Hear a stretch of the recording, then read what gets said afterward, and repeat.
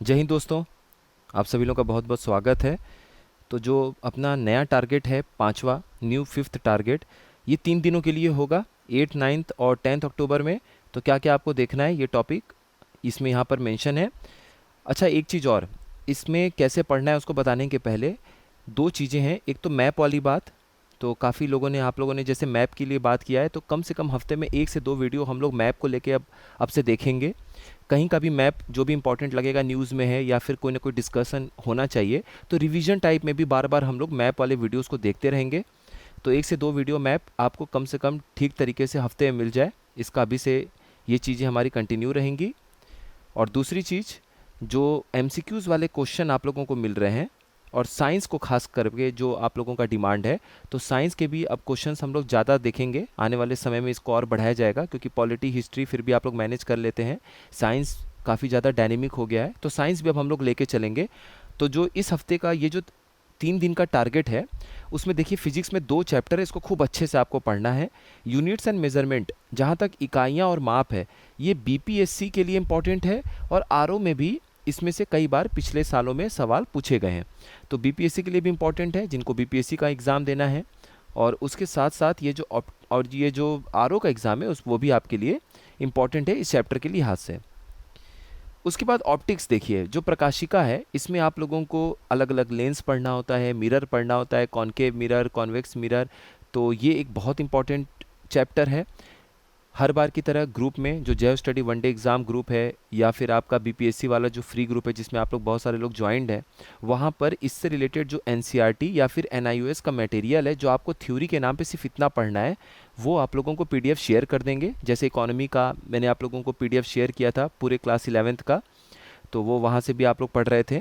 तो ये आपको यहाँ देखना है, और उसके बाद जो क्वेश्चंस हैं घटना चक्र के, वो आपको लगा लेने हैं। उससे बहुत हद तक आप लोगों का ये चैप्टर कंप्लीट हो जाएगा, और ये बहुत इंपॉर्टेंट चैप्टर है, यहाँ से सवाल पूछा जाता है। उसके बाद ज्योग्राफी में देखिए, पिछला जो ज्योग्राफी का टारगेट था, उसमें पूरा बेसिक्स आप लोगों को बोला गया था पढ़ने के लिए। अब यहाँ पर आपको क्या करना है, जो ओशियन करंट है, इस चैप्टर को, इस टॉपिक को दोबारा से पढ़िए, खूब अच्छे तरीके से डिटेल में पढ़िए जी। आपके पास नोट्स हो, अगर नोट्स नहीं है तो क्लास 11th की जो बुक है वहाँ से भी आप इसको पढ़ सकते हैं। तो यहाँ पे ओशियन करेंट्स इंपॉर्टेंट है। ओशियन करेंट्स में आपका प्री और मेंस दोनों चीज़ कवर हो जाता है, तो मेंस से भी इसमें सवाल पूछे जाते हैं, प्री में भी आपको इम्पॉर्टेंट है ये चैप्टर। और आपको करना क्या है, जैसे मान लीजिए कि ये आपका इस तरीके से, मान लीजिए ये दक्षिण अमेरिका है, रफ मैप है, और ये इस तरीके से मान लीजिए आपका अफ्रीका है। तो उसके बीच में जो भी ये जैसे कैनरी करंट है, ये आपका कोल्ड करंट होता है, ठीक है, ये गर्म महासागरीय धारा नहीं है। उसके बाद अलग अलग है, जैसे हम्बोल्ट करंट है, पेरू करंट है, जो ओशियन करंट आप लोग पढ़ते रहते हैं, महासागरीय धाराएं। तो ये इसको आप लोग डायग्राम बना के पढ़िए।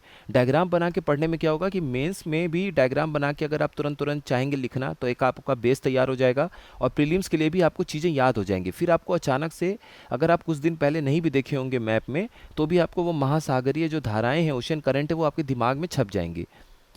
ठीक है, इनको इस तरीके से देखना है, और आगे जो भी वीडियोस हो पाएगा वो तो आप लोगों के लिए समय समय पे मिलेगा ही।